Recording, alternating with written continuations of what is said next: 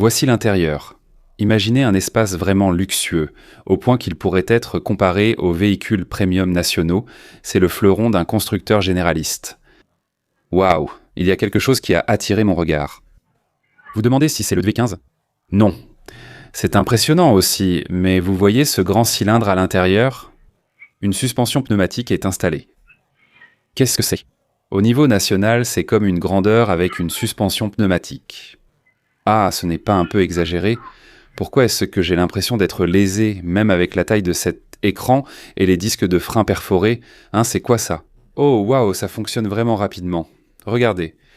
Ah, ça fonctionne comme ça. Si je rabaisse cette partie, waouh, c'est une fonction d'inclinaison électrique du siège. C'est incroyable. En bas, il y a une fonction... C'est quoi? On appuie? C'est quoi ça? Ah, c'est un siège qui se déploie avec un haut et un bas. On vient de la première ligne. Il faut donc l'étendre vers l'avant, non? Ah, waouh, ils l'ont vraiment conçu comme une voiture de luxe.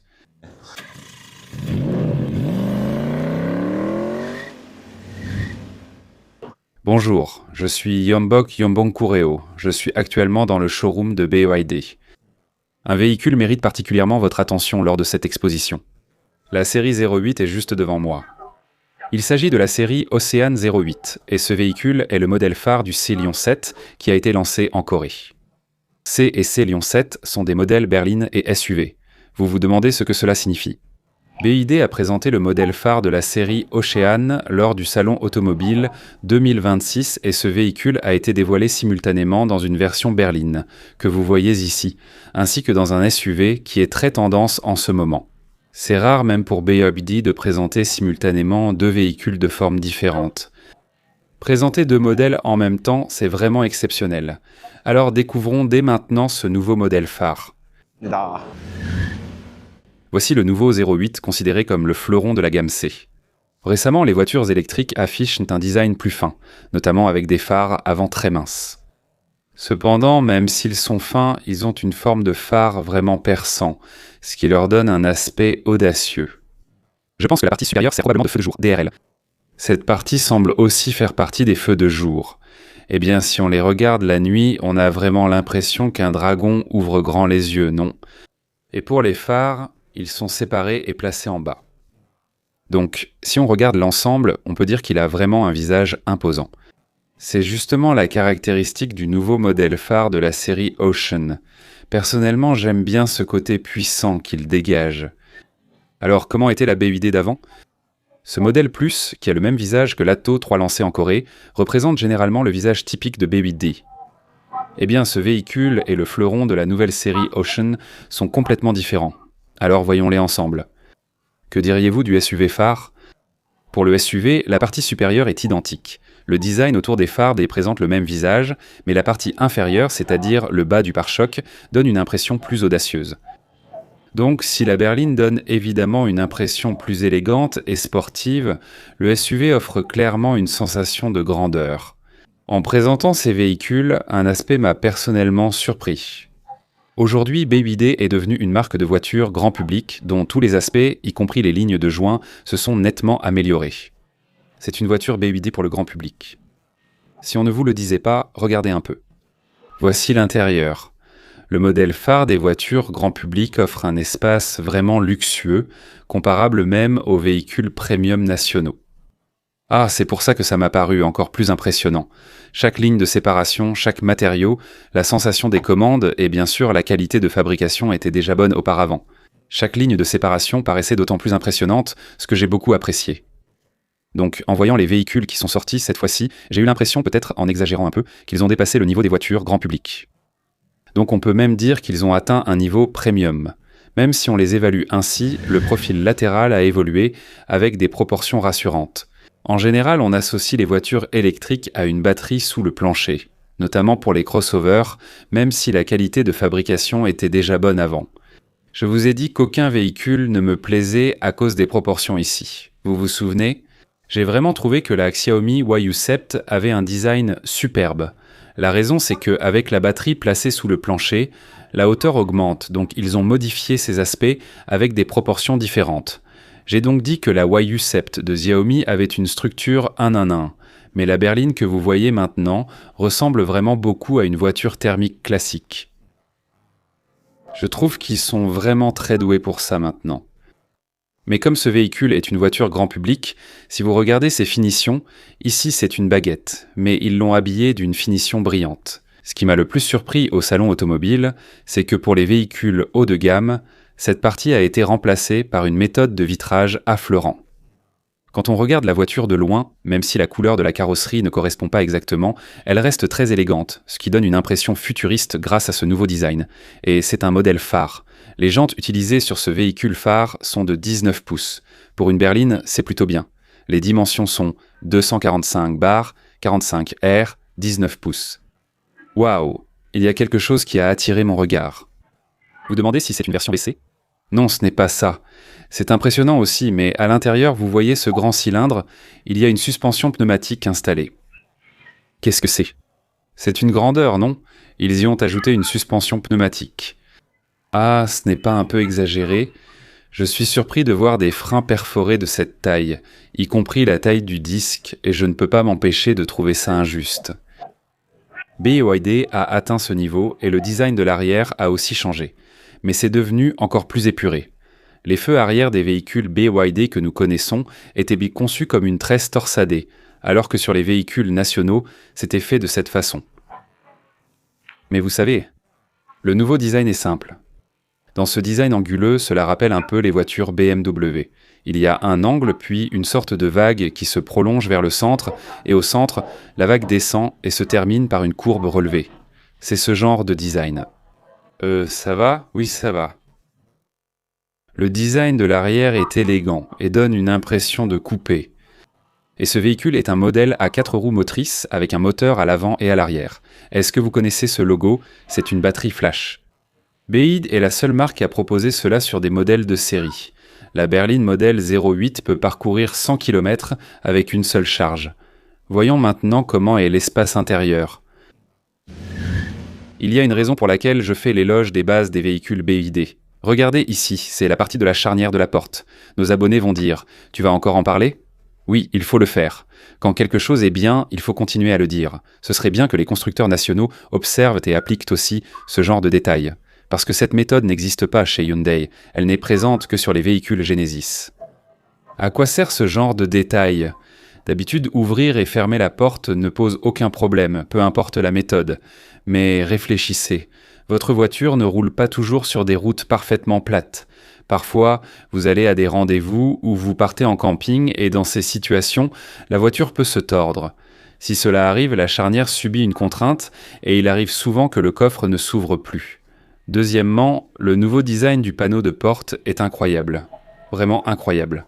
Quand on parle de voitures haut de gamme, on pense généralement à du cuir de qualité, à du métal aux sensations froides et aussi au bois qui donne une impression chaleureuse. Ah, c'est vraiment surprenant, ce n'est pas vraiment cette sensation métallique, mais plutôt cette partie-ci. Ce n'est pas du bois, mais au toucher, on dirait un matériau utilisé dans la laque nacrée traditionnelle. Si vous regardez la coquille de nacre, comme celle des perles, vous voyez ces motifs. C'est très subtil et vraiment charmant. Certains trouveront cela un peu vieux, mais ils ont peut-être choisi une couleur claire pour plaire aussi aux jeunes et donner aussi une impression d'éclairage d'ambiance. Même lorsque la lumière n'est pas allumée, comme vous pouvez le voir, il y a une sorte de lueur propre à la matière. Maintenant, on peut voir ce genre de choses même sur les modèles phares des voitures grand public. De ce côté, ils ont fait une couture fine et simple, et en bas, ils ont ajouté des coutures sur cette partie un peu monotone. Et la poignée rappelle un peu l'aérodynamisme, elle fait penser à un dauphin. Elle fonctionne de manière assez large comme ça. Et pour l'autocollant, ils ont mis un cache. Mais c'est un design en relief, bombé, qui tombe élégamment comme ça. Le côté du caisson de basse est aussi très bien conçu. Le bouton pour ouvrir le coffre se trouve ici. Comme c'est quelque chose qu'on utilise souvent, j'aime le fait qu'il ne l'écran le pas mis dans l'interface utilisateur ou dans l'info divertissement. Quand on entre à l'intérieur, ça a vraiment beaucoup changé. D'abord, ce véhicule se distingue par une partie ici plus large, indiquant un intérieur spacieux. Comme mentionné, des matériaux brillants sont utilisés à cet endroit et la ligne se prolonge jusqu'au bout. Pour moi, vu la catégorie, l'éclairage d'ambiance sera sans doute placé ici. Oui, on dirait que ce bleu apparaît subtilement. Selon la couleur, il y a des reflets ici. Ça va vraiment donner un intérieur très luxueux. Ah, et il y a aussi un autre point intéressant. Les autres n'y prêtent pas attention, mais ils ont aussi soigné le design du tableau de bord. Ah, c'est un design qui s'étend comme une vague, et ce design on l'a aussi vu tout à l'heure sur les feux arrière. Maintenant, ils ont accordé encore plus d'attention au design, en plus de la qualité de fabrication. Le tweeter est placé sur le montant A, et pour ce qui est celui du matériau du montant A, on pourrait penser que c'est du tissu, mais non, ça ressemble à du suédine. Pour être précis, je ne pense pas que ce soit vraiment du suédine, mais je ne sais pas si c'est un matériau synthétique ou un nouveau matériau. En tout cas, ce n'est pas du suédine, mais ça en donne l'impression. C'est pour cette raison que, même si c'est une voiture grand public, on ressent vraiment une différence. Et le design du volant a aussi été renouvelé. Au centre, il y a le logo BYD et la partie inférieure a été coupée. C'est une zone où la main touche souvent, donc on peut se demander si cette couleur blanche est appropriée, si elle ne va pas se salir facilement, mais malgré tout, ça donne vraiment une impression de propreté. Voilà pourquoi ils l'ont fait comme ça. Cette interface utilisateur ressemble à celle des derniers véhicules BYD, c'est vraiment bien. D'un côté, il y a une fonction de volume, on peut monter ou descendre, et l'infodivertissement réagit immédiatement. Et de l'autre côté, c'est un bouton à bascule. Ils ont ajouté un bouton à bascule plus pratique, agréable et rapide à utiliser. Même en appuyant fort, aucune sensation étrange ni de jeu. Pour moi, ce type de détail fait partie des bases essentielles. Les fondamentaux sont très importants dans une voiture, c'est pourquoi je vous montre aussi en détail les parties du châssis invisibles à l'œil nu. Même les pédales au sol sont en aluminium. Ça renforce vraiment la sensation de qualité. C'est BYD. Qu'est-ce que c'est ? C'est électrique. Un réglage électrique en profondeur du volant a été installé. Ah, le modèle phare de BYD ? C'est à ce niveau-là ? L'infodivertissement doit faire environ 16 pouces. Vous l'avez déjà beaucoup vu, non ? L'interface utilisateur ressemble au design le plus récent. Et c'est vrai que cet infodivertissement réagit très rapidement. Il est équipé de la puce 829 de Qualcomm pour le modèle Hulk-Up. Sur le marché chinois, cette puce 829 est presque devenue la norme. C'est vraiment rapide. Même il y a 2 ans, j'ai été très surpris par cette puce. Sa réactivité est supérieure à celle des tablettes rapides auxquelles on pense. Si on compare avec la réactivité des systèmes d'infodivertissement nationaux, c'est plus rapide. J'aimerais que Pleo soit au moins à ce niveau. Il n'y a aucune lenteur et à chaque utilisation, c'est agréable et amusant, donc je l'utilise souvent. L'interface utilisateur est la même que l'ancienne version, ce genre de détails. La ventilation, comme il s'agit d'un véhicule haut de gamme, la deuxième rangée dispose évidemment aussi de la fonction de ventilation. Je pense qu'il n'est pas nécessaire d'expliquer le chauffage et la température se règle ici. Le menu du véhicule et la navigation se divisent en 3 parties. Tout fonctionne très fluidement, n'est-ce pas ? Le plus important, ce n'est pas de saisir l'élément, mais ce qui se passe une fois qu'on l'a saisi, ce qui est important, c'est de savoir si ça bouge naturellement et si ça suit bien le bout des doigts. Si vous le tenez un peu et que vous le relâchez dans la bonne zone, ça fonctionne en douceur comme ceci. Ce genre de choses est aussi très important. Les fonctions musicales, toutes les fonctions du menu, la température, et ensuite les fonctions liées à l'éclairage sont proposées ici. Ah, mais ce qui m'a un peu surpris, c'est qu'au lieu de servir de repose-pied pour le siège passager, il y a une extension de repose-jambe qui soutient la partie sous la cuisse pour se reposer. Mais si un siège aussi grand offre même ça, voyons voir. 1, 2... Voilà, vous voyez à peu près à quel point c'est grand, n'est-ce pas ? Ça dépasse 50. Le siège a une assise de taille assez grande. Et en plus, avec l'ajout de l'extension de repose-jambe, ça doit vraiment être confortable. À l'avant, il y a un espace pour charger un appareil mobile. Ici c'est ouvert ? Qu'est-ce que c'est ? On peut l'ouvrir ? D'habitude, cet espace est fermé ou sert à charger 2 appareils. Mais ici, il y a un rangement. Y a-t-il une raison particulière à cela ? Si vous trouvez que c'est un peu gênant de laisser des objets à l'air libre, vous pouvez y mettre votre carte d'identité ou votre passeport, ça devrait aller. Et en bas, il y a des boutons de fonction faits dans des matériaux haut de gamme, dignes d'une catégorie supérieure. BYD place aussi le bouton des feux de détresse à un endroit très pratique. Je pense qu'il pourrait me le faire un peu plus grand, mais comme il est souvent utilisé, son emplacement est bien choisi. Le fait qu'il soit écrit EV et HEV laisse penser qu'il s'agit probablement d'un véhicule hybride rechargeable. En dessous, il y a des porte-gobelets. Waouh ! Oh, il y a 2 porte-gobelets. Ce qui me surprend un peu, c'est la sensation quand on les utilise. Si c'est trop lourd ou serré, ce n'est pas bien, et trop léger n'est pas agréable non plus. C'est un peu lourd, mais ça bouge vraiment très doucement, sans à-coups. Regarde la taille de cette molette. Comme la taille est basée sur le pouce, c'est assez grand, donc n'importe qui peut naturellement pousser avec le doigt. Comme ça, je pense que ce genre de détail me satisfait beaucoup. Alors, qu'en est-il de la console importante ? Ah, ce n'est pas une console, c'est un réfrigérateur. Le mini-réfrigérateur de BOID peut être utilisé de -6 à 50 degrés. C'est vraiment séduisant de pouvoir profiter d'une boisson fraîche à tout moment. Maintenant, regardons ensemble le design général des sièges. Si on descend du haut vers le bas, même si je ne vous dis pas de quel véhicule il s'agit, je pense que certains abonnés auront déjà une idée en tête. Même les voitures grand public font attention à ce genre de détails maintenant, alors qu'est-ce qu'il nous reste à faire ? C'est vraiment luxueux. Ce n'est pas juste du plastique, c'est bien une fonction de massage, voyez, ça commence à fonctionner. Le siège massant monte et descend. Il propose différentes fonctions pour avancer ou reculer, régler la hauteur, etc. La fonction relaxation s'applique aussi ici. En inclinant le dossier, vous ajustez l'angle. Même sur le siège conducteur, il y a un repose-jambes qui se déploie et s'abaisse. Cela était même lié au mode relaxation, et le fait qu'il puisse s'abaisser ainsi, c'est vraiment un concept de voiture haut de gamme. Voyons, j'essaie de l'étendre.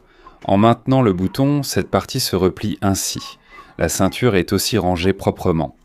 Ce sont justement ces détails qui augmentent la satisfaction à long terme. C'est vraiment mieux que ce à quoi je m'attendais.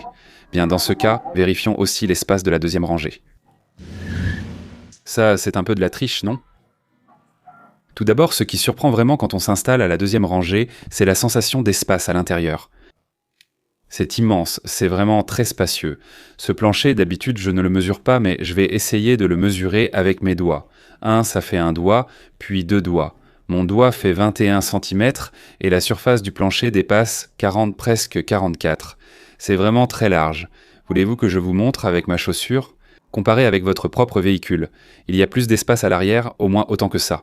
Le plancher où l'on pose les pieds est vraiment spacieux. L'espace pour les jambes, on n'en a même pas vraiment besoin de plus. Là, je viens de passer du premier rang à l'arrière, et il y a assez d'espace pour mettre 1, 2, 3, presque 4 points. Je vous ai déjà dit que pour moi, la référence pour l'espace à la deuxième rangée, c'est 1000 ici, on est à 1000 voire 1015 environ. Je pense qu'on atteint ce chiffre. L'espace est très large. Quoi ? On parle d'un vrai modèle phare là. Je déplie la tablette. J'ai mis la tablette au dos du siège ici. Waouh, on peut mettre ça ici, vraiment, on reconnaît bien la patte de BOID. De ce côté, il y a des fonctions pour installer des supports, donc on peut y mettre divers accessoires. Je pense qu'on peut même y accrocher un porte-manteau, et aussi les accessoires à la mode comme MagSafe récemment. Le fait de pouvoir installer différents accessoires ici, c'est un vrai plus. Le dispositif walk-in sur le côté semble être du plastique plaqué, pas du métal, mais il donne bien une impression métallique, ce qui est appréciable. Ça a vraiment beaucoup changé. Au plafond, 2 toits ouvrants séparés sont présents, avec un pilier central. La partie arrière du toit ouvrant est très grande, contrairement à d'habitude, où cela s'arrête plus tôt. Ici, il s'étend jusqu'à l'arrière de la tête. Comparé à l'appui-tête, on voit que le toit ouvrant panoramique est très vaste. C'est ainsi qu'il faut le considérer. Ici aussi, ils ont intégré un écran LCD avec la fonction de climatisation, et il y a même une fonction de verrouillage. De ce côté, il semble qu'on puisse régler à la fois le débit et la direction de l'air. Et il y a aussi un mini réfrigérateur qu'on peut utiliser. En bas, c'est donc un petit compartiment de rangement de ce côté. De ce côté, une fonction de recharge est également proposée. Et puis, ne soyez pas surpris, il y a une raison pour laquelle je vous montre ceci en dernier, c'est justement cette partie. Elle offre une console multifonction. Qu'est-ce que c'est que ça ? Comment est-ce possible qu'un véhicule grand public propose désormais ce genre de choses ? C'est fou, vraiment. Les fonctions proposées sur la console, dans les véhicules coréens, il faut au moins aller sur une G80, une GV80 ou une grandeur pour avoir ça, à ce niveau-là. Mais ce qui est certain, c'est que le prix de ce véhicule sera sûrement abordable. C'est incroyable. Vraiment, qu'est-ce que c'est ? Oh, waouh, ça fonctionne vraiment rapidement. Regardez, ça marche comme ça. Si on abaisse à nouveau cette partie... Waouh, c'est une fonction de siège inclinable électrique. C'est impressionnant. En bas, il y a d'autres fonctions. Qu'est-ce que c'est ? Essayons d'appuyer dessus. Qu'est-ce que c'est ? C'est le siège. Le siège se déploie. Donc il y a des commandes en haut et en bas, comme on l'a vu à l'avant, et dans cet état, il s'étend vers l'avant. Waouh, ils l'ont vraiment conçu comme une voiture de luxe. Parce que quand un adulte s'assoit, pour un homme adulte par exemple, si cette partie ne descend pas comme ça, la partie sous la cheville reste un peu inconfortable. Je vous disais que ce serait encore mieux avec un repose-pied derrière le premier rang, et là on est carrément dans du haut de gamme. C'est de la triche, non? Ah, les fonctions de climatisation sont disponibles, et il y a aussi des menus pour fermer le toit du véhicule à gauche et à droite. Il y a également une fonction pour tout fermer en même temps, et même une fonction pour régler la luminosité. La fonction haut-parleur est aussi disponible ici. Ah, c'est de la triche, c'est de la triche. Il semble qu'il y ait une fonction de massage à la deuxième rangée, et cette fonction s'appelle sommeil automatique. Cela semble rendre le sommeil plus confortable, mais est-ce que ce massage sera vraiment comme un vrai massage? Je vais revérifier cette fonction. Eh bien, maintenant que j'ai essayé à la fois la première et la deuxième rangée, je pense avoir bien vu la compétitivité de ce véhicule. Mais en un mot, c'est vraiment surprenant. Le BYD que nous connaissions, c'est celui qui remplit les routes du marché chinois, mais ce modèle phare fabriqué par BYD, c'est vraiment impressionnant. C'est vrai ça? J'ai eu l'impression que BYD allait jusqu'à briser même les frontières des voitures grand public, à tel point que je me suis posé cette question. Combien coûte cette voiture? C'est incroyable. J'aime les haut-parleurs placés en haut. Le fait d'être en avance sur son temps, c'est que ces haut-parleurs montés au plafond, on ne les voyait que sur le modèle phare de Volvo, le XC90. Mais maintenant, on peut voir que même les voitures grand public osent intégrer ce genre de fonctionnalité. En un mot, c'est impressionnant. Enfin, quelle est la dernière fonctionnalité? Il faut aussi vérifier le deuxième coffre. Je vais l'ouvrir pour regarder. Le bouton d'ouverture du coffre est généralement ici. Si on l'active, il s'ouvre en douceur. L'espace du coffre est plutôt correct. Comme il s'agit d'un véhicule haut de gamme, les finitions sont soignées jusque dans ces détails. J'ai vérifié s'il y avait 2 lampes, et effectivement, il y en a 2 en haut. Sur les voitures grand public, il n'y en a généralement qu'une seule, même sur les versions haut de gamme. Ici, il y en a 2, et on peut aussi voir le caisson de basse. Comment ont-ils fini l'espace inférieur? Pour l'espace inférieur, il n'y a pas de fonction permettant de l'ouvrir séparément de ce côté. Si on regarde en dessous, c'est du cuir. La finition est en cuir, et le revêtement va même jusqu'en bas, ils ont bien couvert toute la partie inférieure. Vous venez de voir la berline 08, le modèle phare. Si seulement le prix était vraiment raisonnable, la 08 pourrait redéfinir les standards des modèles phares. Et enfin, ce qui m'a frappé, c'est le 3,3. Le modèle View ID indique les secondes, n'est-ce pas? C'était donc une voiture monstrueuse capable de faire 3,3 secondes. Et même la batterie flash, qu'on voit rarement même dans le centre du pays, est indiquée comme ceci. Alors, vous avez vu tout à l'heure la berline, n'est-ce pas? Mais ce n'est pas tout, il y a autre chose. Ce que vous allez voir maintenant, c'est le vrai modèle. Celui-ci n'a été que partiellement dévoilé. Il s'agit du SUV de la série 08. En le regardant comme ça, vous sentez clairement une ambiance à la Land Rover, n'est-ce pas? Même si c'est similaire, la différence de hauteur du pare-choc donne à celui-ci une allure vraiment sportive, alors que l'autre paraît simplement robuste. Et si vous regardez de ce côté, comme la surface est longue, ils l'ont prolongée ici. Je ne sais pas si vous pouvez voir ces détails, mais ils ont aussi été taillés de façon à briller légèrement. Donc la nuit, ces contours scintilleront comme des bijoux. Bien sûr, une calandre à volet actif est installée dans la partie inférieure. Alors, pour le côté, c'est vraiment robuste. La hauteur elle-même est différente. Regardez avec moi, voyez à quel point c'est plus haut. La ceinture de caisse, la ligne de ceinture, la ligne de fenêtre est à peu près ici, mais elle s'insère à ce niveau. Il y a vraiment une différence de hauteur. Et pour la poignée, elle est comme ça. Quand vous posez vos doigts dessus, la porte s'ouvre doucement. Le côté donne une impression de solidité. Ce véhicule est représentatif et la taille des pneus appliqués sur ce SUV phare est de 265/45R 21 pouces. À ce niveau-là, c'est quand même une grande taille. Mais quand on regarde l'ensemble du véhicule, on dirait qu'on pourrait juste vendre les pneus. Oui. Et vous savez, plus le pneu est grand, plus son profil devient bas. Cela signifie qu'il devient plus étroit. Alors il n'y a plus de coussin dans le pneu, et au final, cela ruine le confort de conduite. C'est vraiment exagéré. Pourquoi cela m'a-t-il autant marqué? Quelque chose a retenu mon attention. Non, c'est la suspension pneumatique. Le modèle phare de BYD en est désormais équipé. Pour comparer localement, c'est comme installer une suspension pneumatique sur un palissade. Il y a aussi un bras supérieur en alliage, à l'avant également. Il faudrait vérifier dessous, mais la pression de base est correcte comme je l'ai dit. Je pense qu'ils ont respecté ces points. Ah mince, c'est une suspension pneumatique? Alors pour la porte latérale, la ligne de ceinture monte progressivement vers l'arrière, et cette partie ici a été taillée de cette façon. Donc ce véhicule a une troisième rangée, même si je ne sais pas s'il y en a vraiment une, mais en voyant cet espace, il semble qu'il y ait de la place pour une troisième rangée. On pourrait dire que ça donne une impression de Land Rover, quelque chose comme ça. Et ici, il y a aussi la trappe à carburant, mais si on va de l'autre côté, il n'y en a pas. Ah, alors est-ce que c'est une voiture électrique? Est-ce qu'il y aurait une version PHEV? J'ai vérifié sur place et il s'avère que les deux modèles existent aussi en version PHEV. La berline existe en PHEV et en électrique, et le SUV aussi existe en PHEV et en électrique en même temps. Et enfin, c'est la dernière partie. Pourquoi déjà la dernière? Ce véhicule est actuellement sous bâche, l'intérieur n'a pas été dévoilé, mais il est maintenant verrouillé. Seul le design extérieur a été révélé, ne soyez pas déçus.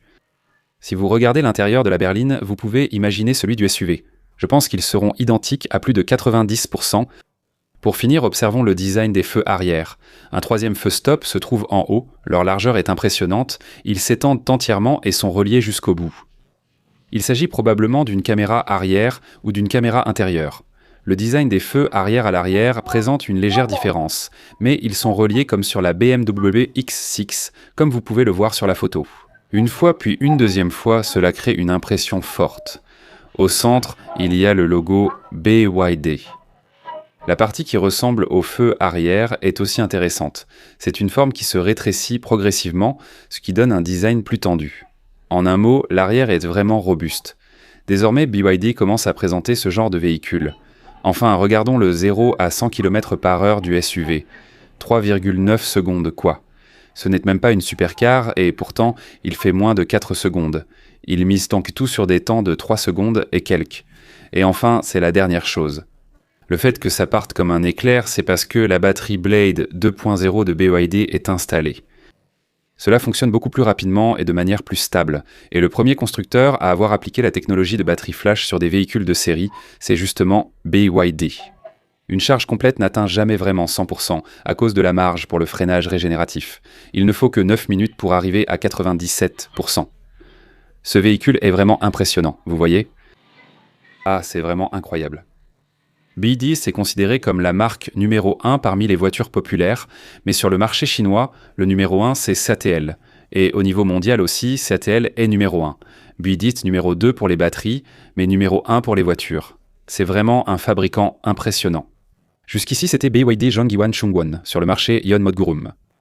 Si vous en avez l'occasion ou si vous aimez les voitures, je pense que ce serait bien de venir ici, de voir différents modèles et de profiter ensemble. Merci. Si cette vidéo vous a aidé, mettez un j'aime, abonnez-vous et activez les notifications pour recevoir rapidement des informations précises sur les nouveaux modèles.